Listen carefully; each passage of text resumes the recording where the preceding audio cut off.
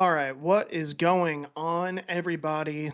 Long time no see. I've meant to do a few podcasts since the last one that I did, but with it being the night before the draft, I had to get in on it, as I usually do this time of year. Go over rumors and whatever else is going on. What's a smokescreen? What's not?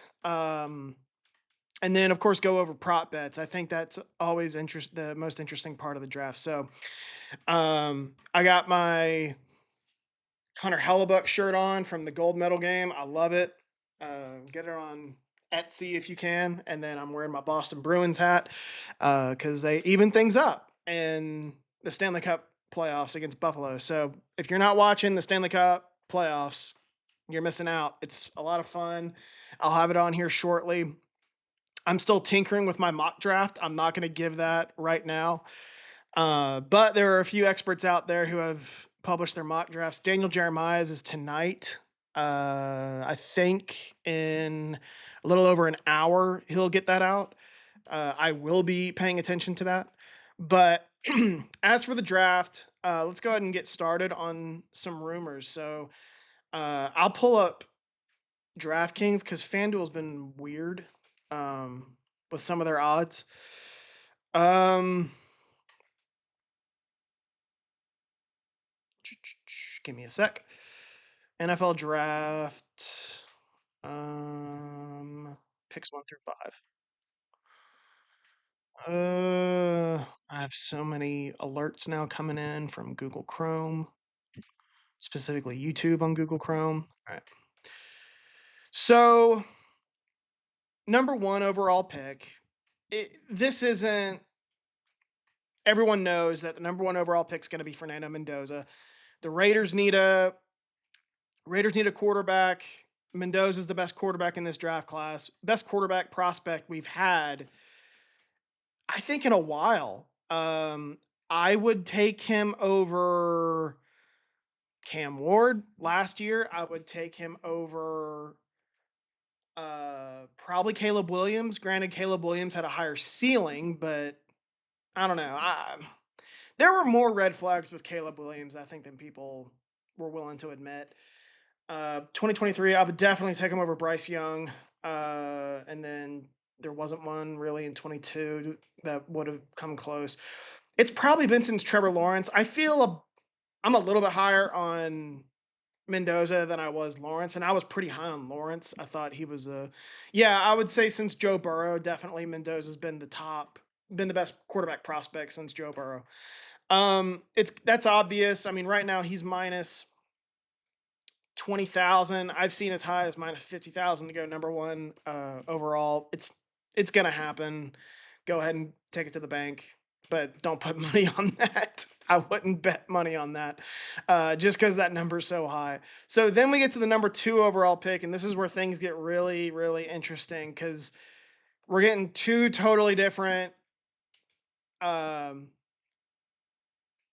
indicators here. On DraftKings right now, Arvell Reese is favored to go at the number two overall pick at minus 145. However, like every single expert is saying David Bailey. I don't know which way to go. It's probably going to be one of those two guys. I'll be shocked if it's someone else. I'm going to lean David Bailey here. That's my prediction right now.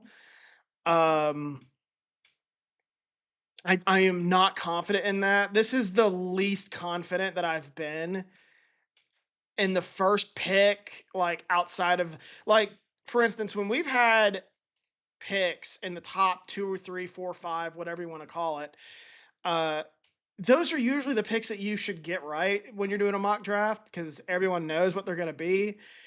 This is the one draft where I'm like, okay, it's going to be Mendoza one. After that, I really don't have much of a clue. I'm not confident in David Bailey. I think it could easily be Arvell Reese because the debate is, I mean, David Bailey's ready to play now. That would be such. I'm going to be honest. That would be such a Jets pick. That's why I think it's going to be David Bailey because Arvell Reese, a little bit more of a project. Not sure what position he's going to play. And when I say a project, he's a little bit more of a project when it comes to being an edge rusher. And a lot of people, a lot of experts think he could play off the edge, but it's going to take time for him to develop. And I think the Jets want to skip that and just go straight to the proven commodity, which is David Bailey. Even though I think Arvell Reese's ceiling is much higher, even if you get him as just a linebacker, I think he'll be a really good linebacker. He's a versatile player. He's a chess piece. Um, or I think he's going to be a chess piece. He's at worst, I think he's going to be a really good linebacker, and then on occasion be able to give you a pass rush coming off the edge. But the league has done this before. I mean, Micah Parsons fell to what, the 10th, 11th, 12th pick or something, because no one really knew what position he was going to be. In fact, I want to bring that up on my mock draft. Did I have him as a linebacker or an edge? Because no one really knew. He was 2021, I think. I got to go all the way back on my blog. Um, let's pull it up.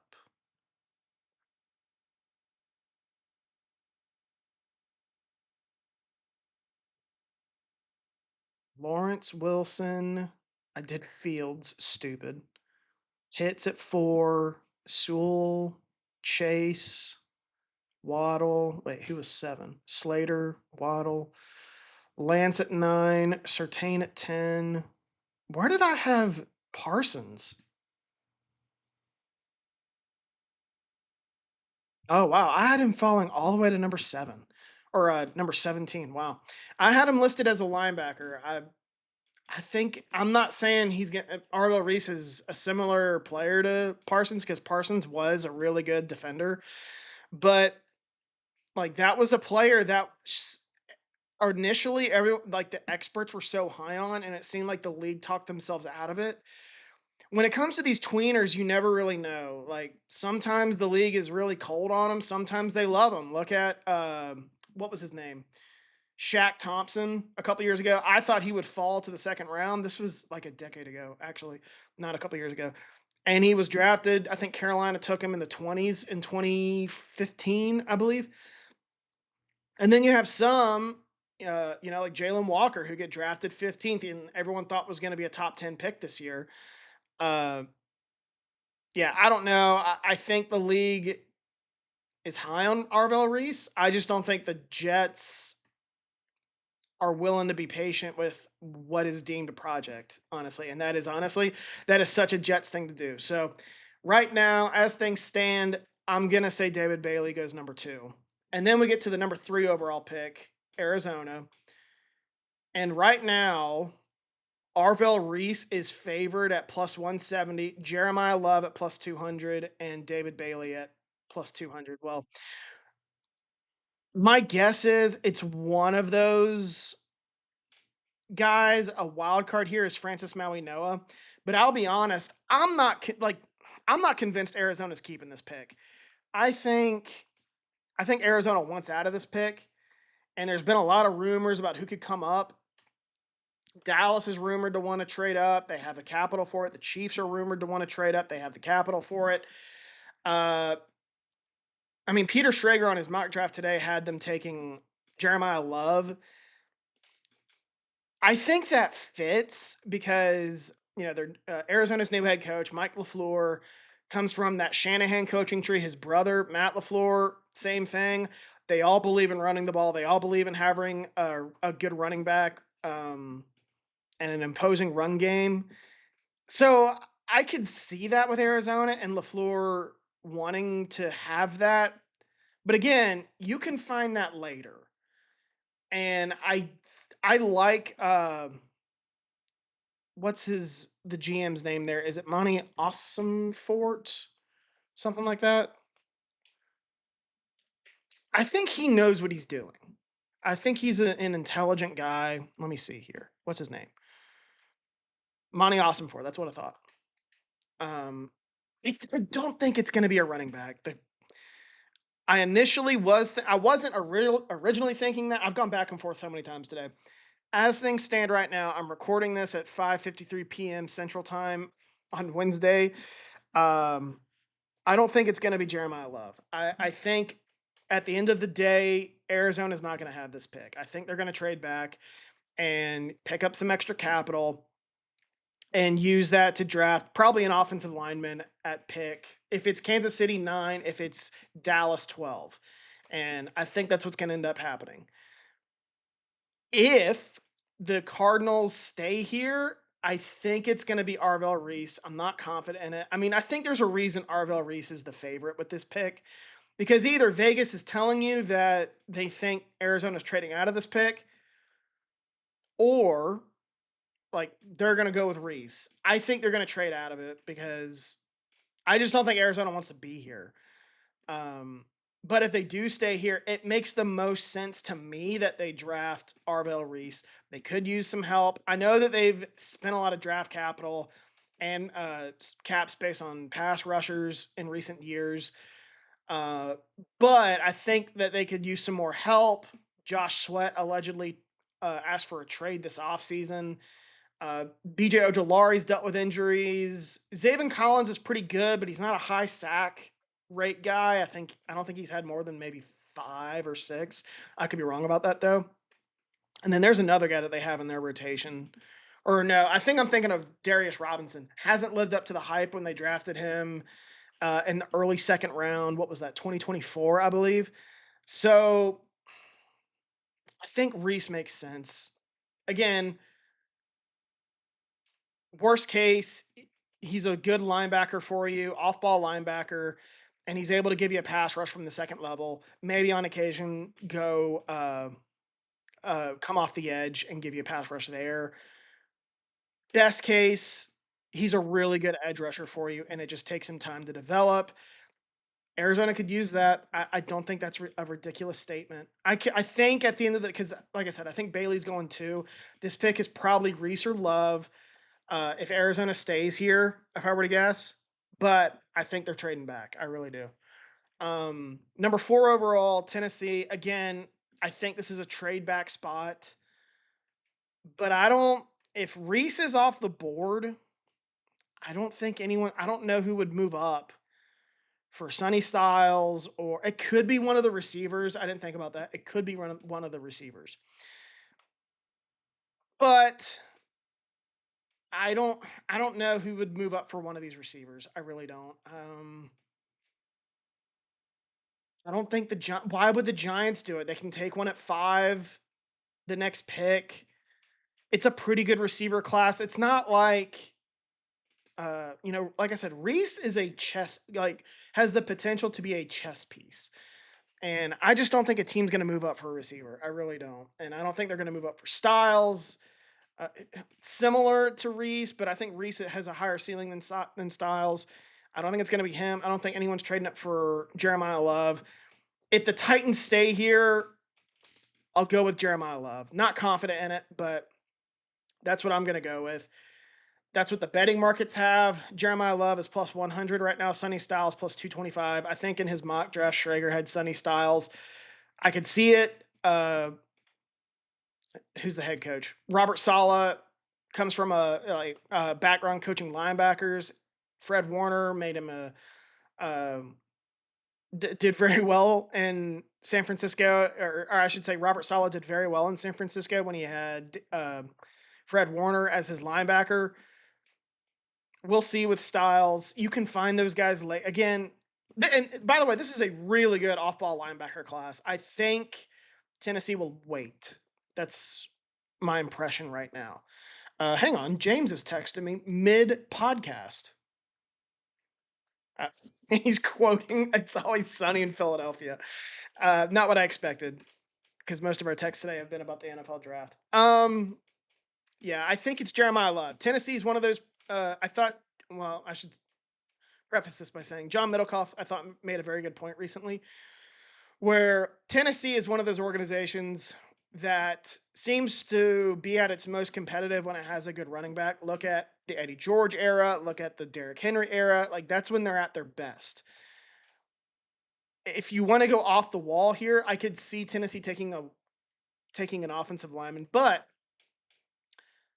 Like the closest offensive lineman is Francis Mauigoa here, and he's plus 2,800 to go number 4. I don't think that's going to happen. I mean, Mauigoa is plus 1,100 to go number 3, and I think that's more likely. It just doesn't seem like Tennessee is looking at O line here. Um, yeah, I think it would be Jeremiah Love. That would take pressure off Cam Ward, give Tennessee a run game which they didn't have last year. Then you can use the later part of the draft to beef up your O line, which they need to do. Beef up your O line, get a linebacker, and then you're off from there. Um, I think that makes the most sense right now, but we'll see. Number 5, New York Giants. A lot of Jordan Tyson hype. I'm skeptical of that. Uh, I don't know why. I just am. I'm. This is a Harbaugh coach team. Even if it's John and not Jim, we know Jim. Is old. Old school and wants to build from the ball out. Like the last 2 years, Jim has gone what an offensive tackle and a running back to try to beef up the Chargers run game. And then I don't expect the same thing with him this year.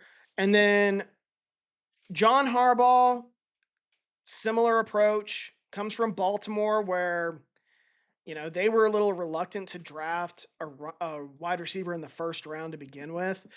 And by all accounts, it sounds like John Harbaugh's the man in charge with the Giants. I don't think it's Joe Shane. I think Joe Shane probably wants to pick Jordan Tyson, but I think John Harbaugh has the most sway in that room.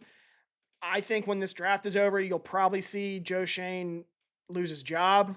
And they're keeping that quiet right now, but there's been a lot of speculation about that. And he's just in a no lose scenario. Either the Giants are better than expectations, in which case all the credit goes to John Harbaugh, or they suck and then all the blame goes to Joe Shane. So no win situation for Shane. John Harbaugh, old school guy. Although I will say, I think this could very well be Caleb Downs. I don't know why, but I'm going to go with Sonny Styles here. Um, That's my guess right now. I don't think it's Jordan Tyson. I don't think he's gonna go 5. I just don't. A little too rich for me. If I'm wrong, I'm wrong, but I think Styles would be the pick here for the Giants. They're another team that spent a lot of draft capital on defense in recent years. Styles is similar to Reese, potential chess piece, likely gonna be an off-ball linebacker. I still think the Giants could use him. At worst, he's a really good linebacker for you, off-ball linebacker for you. And the Giants struggled to stop the run last year. They were like second to last in rushing yards allowed per game. I think this makes a lot of sense. You lose Dexter Lawrence, your best run stuffer, get a run stuffing. There's not a interior defensive lineman to take here. So it makes sense to get a good linebacker, I think. And John Harbaugh had a lot of success in Baltimore with a really good uh, defense and really good linebackers. So I think that's very much in play here uh, for the Giants. So we get to number 6. This is the Cleveland Browns. Right now on DraftKings, it's dead even between Carnell Tate and Spencer Fano. I think this is gonna be offensive line. I think this is the right approach if this is correct. Um, it seems like Cleveland wants to go O line with they have 2 first round picks. I think Cleveland wants to go O line first and then draft a receiver at 24. And if you look at the way the draft order and the way the board falls, um, I think that's the best option for them because there's no guarantee. I mean, offensive line is the most important position, other than quarterback, especially on offense. And there's no guarantee that a really good offensive lineman is going to be there at 24. Whereas you can start the offensive line run at 6 and have a chance to get a good receiver at 24. I think that's the right approach. And right now, I expect that to be Cleveland's approach. They have that's a position unit, offensive line there in Cleveland that has regressed significantly over the years, and they really need help across the board. I think Spencer Fano makes the most sense for them. He can play tackle or guard, 4 of the 5 positions, and you just figure it out later. Put him at tackle, doesn't work out, put him at guard, and he's fine. Potentially going to be fine. I think he can. I think he's versatile. I think he's similar to like Rashawn Slater. I think he could be a really good guard. I think he could be a really good tackle. Just draft him and figure it out later. Get what's his name? Shadur Sanders some help. Um, then we get to number 7, and this is Washington. I could see the Commanders potentially moving up for Reese or Styles or one of the two. Um, maybe they surprise us and go Ruben Bain. Where's he at? Ruben Bain's plus 800, so not crazy odds. I don't think they're going O line. It could be Caleb Downs, but I don't think so. Monster Delane's at plus 600. That's interesting. Sonny Styles is plus 400, but I will say, I think Washington's going receiver, and I think that makes the most sense for them. They really don't have a receiver like that could take attention away from why am I blanking on his name? Terry McLaurin, and you have a young quarterback. Your offensive line was okay last year once Josh Connerly got settled in at right tackle. I think he played right tackle. Uh, you don't have a second round pick, so it's not really like you can just default to round 2 for a receiver. You would have to wait till round 3, and then you're kind of like, do you want to wait that long to go with a pass catcher? You spent money on your pass rush by getting Odafe uh, from the Chargers. I think receiver is where they're leaning, and I think right now it would be Carnell Tate if I were to guess, and he's the favorite to go at 7 plus 225. Jeremiah Love's plus 425. Like, I feel like if Jeremiah Love's going outside the top 5, it's probably going to be no further than Washington, if I were to guess. But that's where I'm at right now with Washington. Number 8, New Orleans. This New Orleans is such a weird team. I've given them so much crap over the years for being because they've been relatively predictable. Like, if they're not going, like, what's their most pressing need? They're going to draft it wherever they draft. They did it last year with Kelvin Banks. They did it the year before with Talise Fuanga. They did it the year before that with Brian Brzee. Um, I think it could be similar, but this is the first time in a while where I don't have much of a read on the Saints. And I think they could go in a variety of ways. I think they're open to the board coming to them. Um, I'm gonna say I do kind of agree with DraftKings here. Jordan Tyson's plus 200. We know that Tyson is getting a lot of top 10 buzz after it seemed like teams were out on him because of his injury history.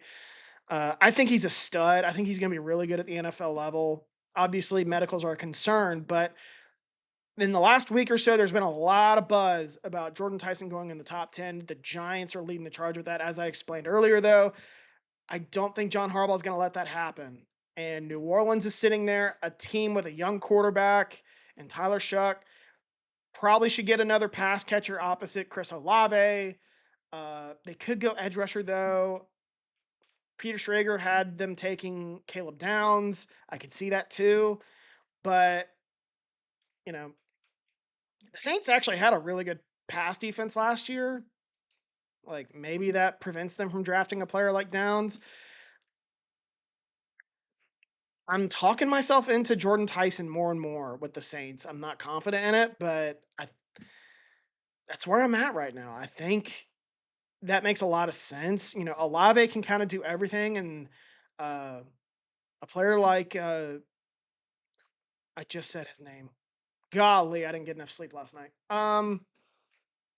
Tyson, a player like Tyson, um, could give you a presence on the perimeter, take attention away from Olave, give Tyler Shuck another option to throw to, open up the playbook a little bit for Kellen Moore. I think that's what makes the most sense. And I'm sure Kellen Moore is going to be in the ear of the front office, pounding the table for Tyson. Caleb Downs, I don't know. That's awfully early for a safety. I get it. And I think Caleb Downs is one of the best players in this class.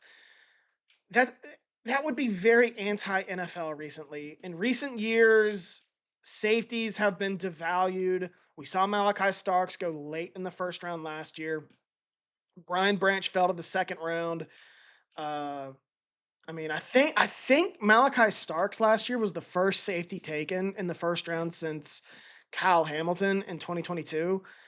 Uh, so drafting one in the top 10 or top 8 would be a little rich for me based on history of the league. Maybe I'm wrong, but I think Tyson makes the most sense at 8. The more I think about it, um, Mansour Delane is second. I could see that, but they might be factoring in someone trading up. Delane's getting a lot of top 10 buzz. I just don't know where he would go other than Kansas City. So speaking of Kansas City, number 9 overall pick. Right now, it's tied between Ruben Bain Jr. and Mansour Delane. Jordan Tyson is third at plus 450. I don't think the Chiefs go receiver here because the Chiefs need help at premium positions. They need a corner and they need an edge rusher. They might even need an offensive tackle. And their roots are like that Green Bay style roots. They typically don't draft a player in the first round that's not a premium position. Xavier Worthy a couple of years ago was a surprise for me. They typically are going quarterback, O line, pass rusher. But I will say the Chiefs are a team that typically doesn't draft corner early. They've done this a lot. And I mentioned this a few weeks ago when they let go of or when they traded away Trent McDuffie. They're not afraid of trading away a Marcus Peters or L'Jarius Sneed or Treverius Ward or Trent McDuffie. Like they clearly believe in the way that they can develop corners. I don't think they're gonna force Mansour Delane here at 9. If Ruben Bain's available, I think that's who they would take. And by all accounts, it sounds like he might be available here, unless they have their sights set on a David Bailey or an Arvell Reese and trading up to go get him, or maybe a Sonny Styles, but I don't think that would be the case. So if Ruben Bain's available, I think that's what the pick would be, and he's tied right now with Delane to go here at 9. The edge rusher position in Kansas City is bleak. They have George Karlaftis, who's a good player, but Felix Anaduke Uzama has not been the player that they thought he was going to be, and then depth falls off considerably after that. Like you can talk me into Felix Anaduke Uzama, like oh maybe this will be his year, kind of like Packers fans thinking Lucas Van Ness will take a step forward this year. I'm not trashing Lucas Van Ness. Um, but like I think you're delusional if you think that. Like you need depth at this position really, really bad. And I think that's what Kansas City is going to do here in the top 10. Whether they trade up to get Arvell Reese or David Bailey. I don't think it's going to be David Bailey, but Arvell Reese, or they let Bain come to them. Or they trade up for Bain. They could do that. Um, but I think that's who they're after. I really do. I don't think they're going to be worried about his off the field. It doesn't sound like teams are worried about off the field issues with Bain, which has kind of been there's been a couple stories, at least one about Bain, maybe a couple about off the field issues. Dude can play. He does have some length concerns, but I don't think the Chiefs are going to be worried about that. I think they want someone opposite because they have length in Karlaftis. Karlaftis has length. He can stop the run. He can get after the passer. Like they need a dude who can just get after the passer, and Ruben Bain can do that. I don't think the Chiefs would be worried about size or off the field issues with him. So that's where I'm at with the Chiefs. Then we get to number 10. So Caleb Downs is favored here at plus 290. I think this has gone up in the last few minutes or in the last few hours.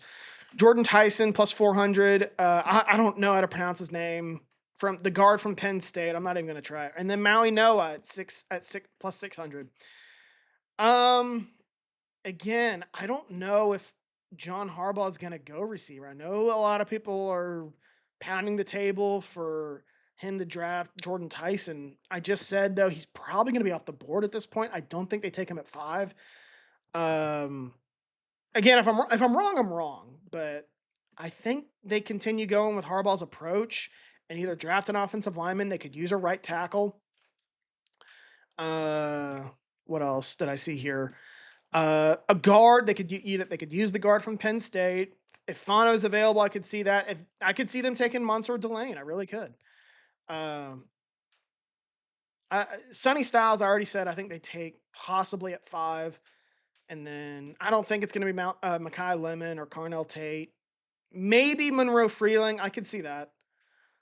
But I will be honest, I think Vegas is onto something with Caleb Downs here. Even though I said, taking him at 8's a little rich, considering the history of the league and how they've treated safeties recently.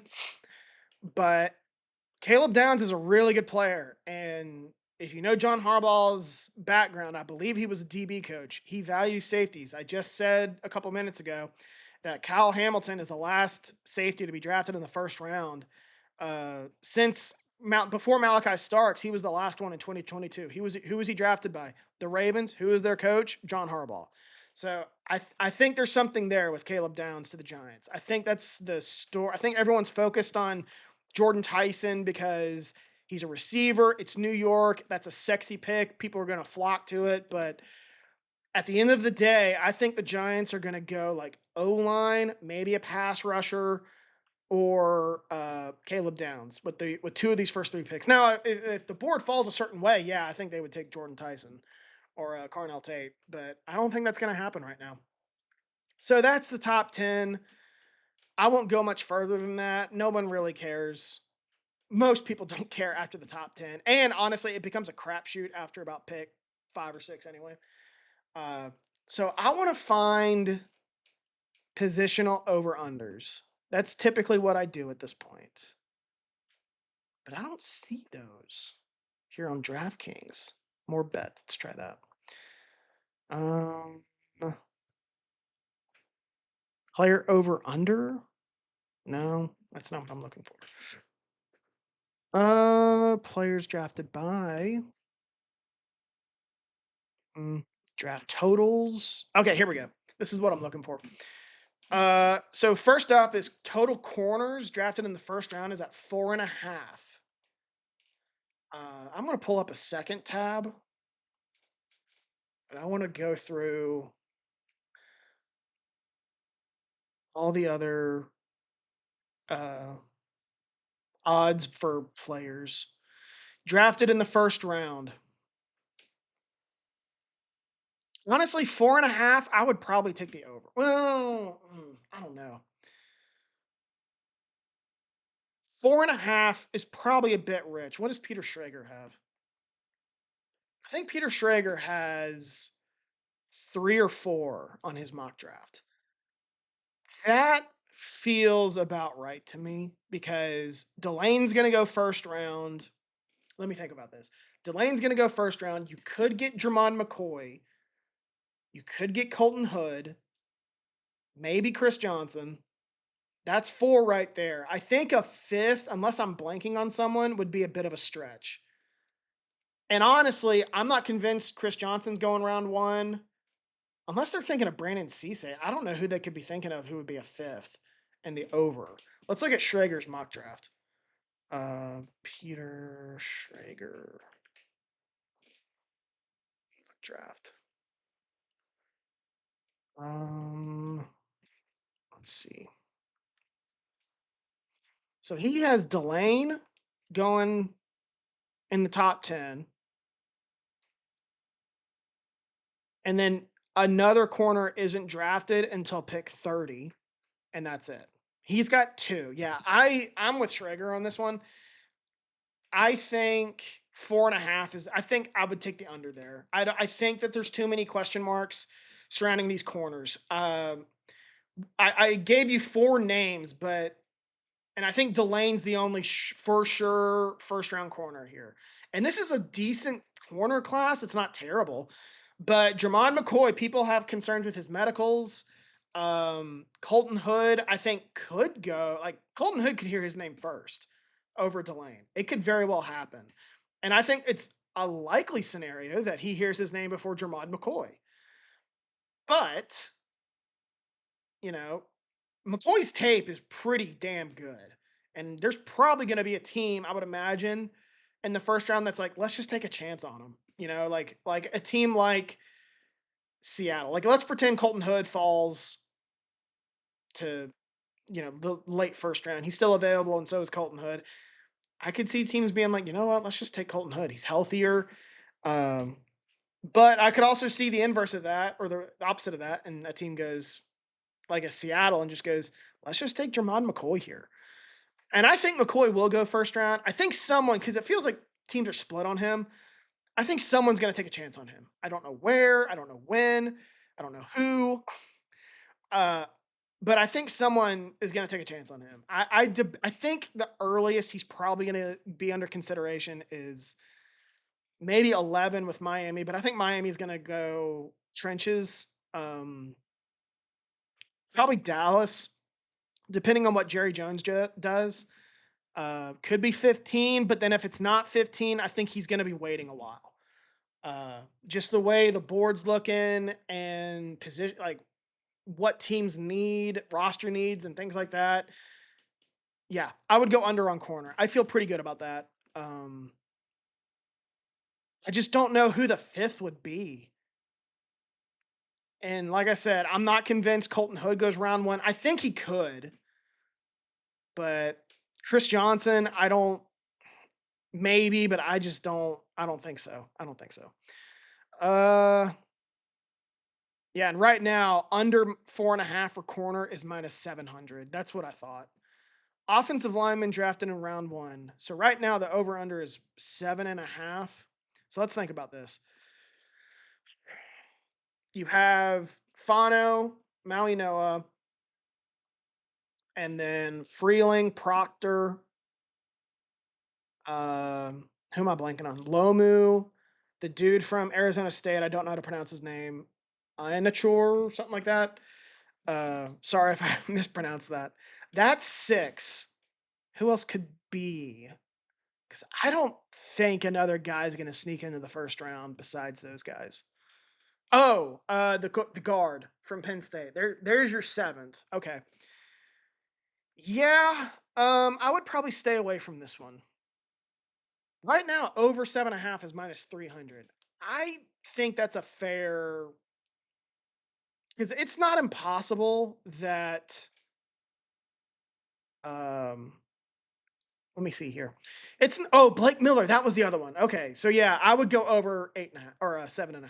Yeah, because I feel really good about 8 sneaking in the first or getting in the first round. Uh, who'd I say? Fano, Maui Noah, the guard from Penn State, Freeling, Proctor, Miller, the guy from Arizona State. That's 7 right there.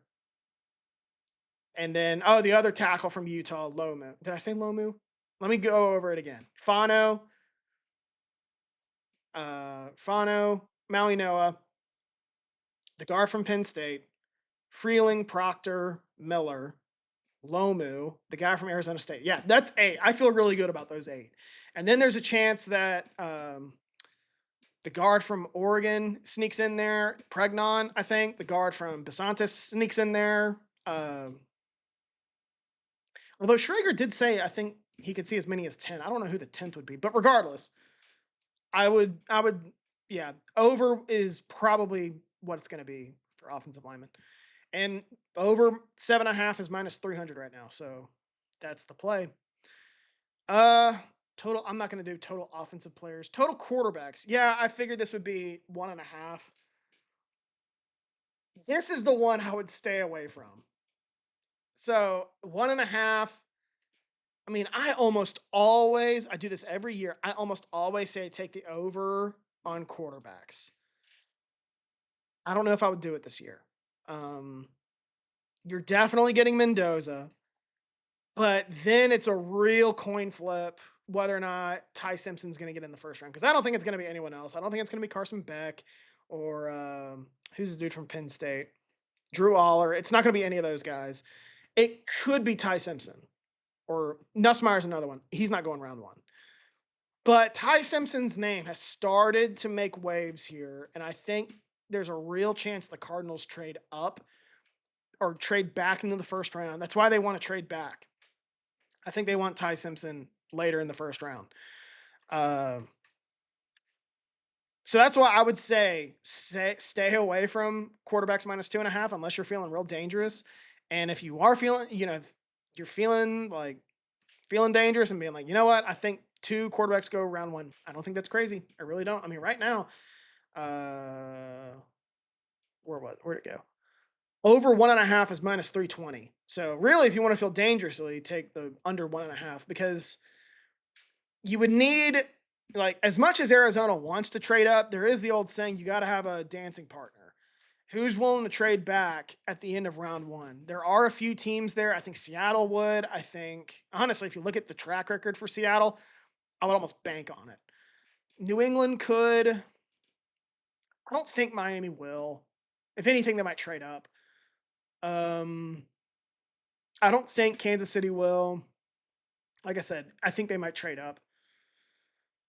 Houston, I don't think they're going to trade back. They already pick in the early second round.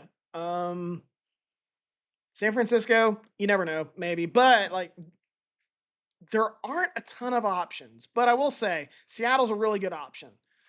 Um, yeah, I think if I have to give an answer, I'll say over. Uh, Total running backs, yeah, this is going to be under 1.5. There's been some Jadarian Price buzz to sneak into the first round. I don't think it's going to happen. Right now, he is plus 370 to go round one. Honestly, he was the first name I saw when I went to that page. Uh, I don't think it's going to happen. I think teams are willing to wait for running backs. But if there's a really good one like we're seeing now with Jeremiah Love, they will scoop them up. But they're not going to take one in the back end of round one unless like they just feel like they have a need for it. The only team I think that would take a running back at the end of round one is Seattle, and I don't think Seattle's going to do it. They have other needs. They need to replenish their secondary a bit. They could use a pass rusher. They could use an offensive lineman. Um, even though they lost Kenneth Walker, like they still have a second round pick. I think they have a third. Like you can find a running back at one of those positions. Uh, so yeah, I would take the under on running backs, and then safeties. All right, here's one I'm going to go against the grain a bit. So right now, the over under is 2.5, and over right now is minus 210. I'm actually going to go under, and I'm going to say that pretty emphatically. Uh, the guy from Toledo, is it Neil Warren? That's the name to watch because I think Downs is definitely going round one. I think Thieneman's going to go round one. I feel pretty good about those two. I don't feel good about McNeil Warren. I think he's a good player, but it feels like again we haven't had a safety. We haven't had two safeties taken in the first round in a long time. I couldn't tell you the last time it happened. And I'm willing to say two get in this year, get in the first round this year. I'm not willing to say three. That's just very atypical of how the league has treated this position the last few years. So I'm going to go two. I feel pretty good about that. Um, Tight ends. Yeah, this is under 1.5. It's going to be probably, I would assume, Kenyon Sadiq. I don't know who a second would be. And yeah, I mean, right now, under 1.5 is minus 2,000. I would agree with that. And then total receivers. Uh, their over unders 5.5, which is interesting. This is a position that I always seem to get wrong, and I always seem to say under, and it goes over. I think last year was the first time I said over and it went under. So I just haven't been able to get it right. But this year, going on the track record of the league, take the over here. I think there's a really good chance that we get 6 receivers in round one. So let's think about it. I think the 3 for sures are Tyson, Tate, and Lemon. Those 3 are going round one. So you're already halfway there with those 3. I think Omar Cooper Jr. is going to go round one. And I think so we're at 4, and I said 5.5. I think there's a real chance that Denzel Boston goes round one. That's 5. I think there's a real chance Casey Concepcion goes round one. That's 6. Now, I don't think it's going to be 7. I don't know who the 7th would be. I think there's been a lot of chatter about the guy from Louisville. Is it Chris Jones or something? Chris Bell. That's his name. Chris Bell. I mean, right now, let's look here. Omar Cooper Jr. is leading the pack, like for odds to be drafted in round one, which are kind of like the guys that you're going to see on the tail end of round one. So Cooper Jr. right now is minus 1800, Blake Miller 1600, and then Keldrick Falk, Casey Concepcion at minus 700, Caleb Lomu at plus or minus 700, Mesidor at was there not an edge rushers? Doesn't look like it. Interesting. Um, Not that I can see. Ty Simpson, for what it's worth, is minus 320 to go round one right now. So if you want to go, if you want to bet on the over of 1.5 on quarterbacks, it seems like it's going to happen. Um, who would be the? I mean, Chris Johnson's minus 250. So let's go back to those corners and see. Emmanuel McNeil Warren is minus 240. I just don't think that's going to happen. And then, I mean, there are some of these. I don't think we're going to get very many interior defensive linemen. And right now it shows two going, possibly sneaking in with Peter Woods and Caden McDonald. I think a coin flip between those two is going to get in. I don't think they're both going to get in the first round, though. Chase Besantis is minus 3 or 135. I think Zion Young, if you want to get nuts, is a good one. If you want a good return, he's plus 125 to go round one. I think it's going to happen if you just look at the way the board's going to fall. Oh, it could be Avion Terrell. I didn't think about that.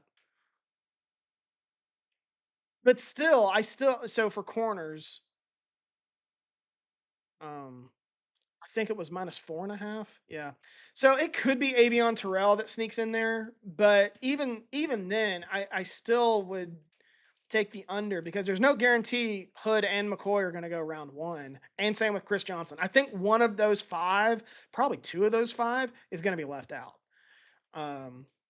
That's just where I'm at right now. So I don't know what else I should talk about. I guess I could talk about teams that are most. I mean, already talked about it. I've pretty much already talked about it, but teams most likely to trade up. I think Kansas City is one. They have 2 first round picks.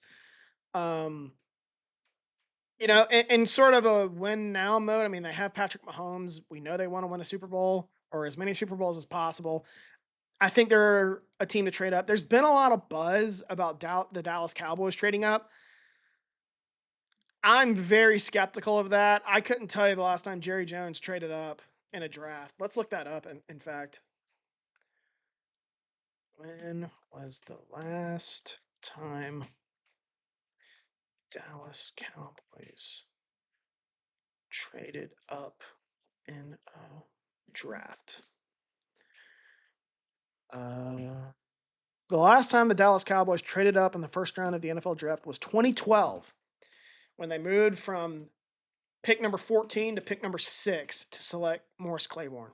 I forgot how you pronounce his name. So there you have it. It hasn't happened in almost 15 years. Jerry Jones, I just don't think he's that aggressive these days. I think he wants to play it safe. There's already been reports about how he doesn't want to take Jermod McCoy because of his medicals. Jerry Jones is just in that phase of his career. I think he's going to play it safe. He's going to stay in the slow lane. He's done it the last few years. He's going to keep paying Dak Prescott, even though I'm not even sure he's a top 10 quarterback right now. To John Middlecoff's point, it's real easy to stay in the slow lane, but sometimes you got to get in the fast lane and take a risk. And I just don't think Jerry Jones is willing to do it. I don't think he's willing to part with draft picks to move up. So if I'm wrong, I'm wrong. We'll see. I know that Miami has draft capital. I don't think they're going to trade up. If anything, I think they'll trade back from 11 because that roster needs a lot of work. And I think that they would like more and more draft capital. They drafted the John Eric Sullivan from Green Bay to be their new GM. I can almost guarantee you he's bringing a draft and develop approach there. More draft picks you have, the more chances on hitting on them. And like I said, the Miami's roster needs a lot of work. So I think Miami's inclined to trade back. I don't think Cleveland would do anything. They might trade up, but not from 6. I think they would trade up from 24 to get a receiver that they like, or maybe an offensive lineman that they like, depending on how things shake out in the top 10. Yeah, that's where I'm at. those seem to be the most obvious talking points. I'm gonna go finish my mock draft. I hope you guys are excited. I'm excited. My excitement has grown for this draft. I initially was kind of out on it because my Green Bay Packers don't have a first round pick in the first time in probably my lifetime, and I was kind of checked out with this draft, and I'm slowly starting to get back into it. Just with it being the draft, and I don't have a clue what my Packers are going to do. They always seem to have a better day two and day three though than day one, so I really don't care. Uh, they'll probably do things that I like on day two and day three. That's my assumption because Green Bay always leaves me feeling the same way. I'm lukewarm or do not like their first round pick. Sometimes I do like it, but I'm always like day two and day three home runs. It seems to always happen. So I'm slowly getting back into my the excitement for the draft and looking forward to it. Pittsburgh, I've been there many times. That place is going to be awesome. I can almost guarantee it. So anyway, y'all enjoy the draft. This is Christmas day of the NFL. It's always fun. So let's have a good weekend and enjoy watching the picks come in.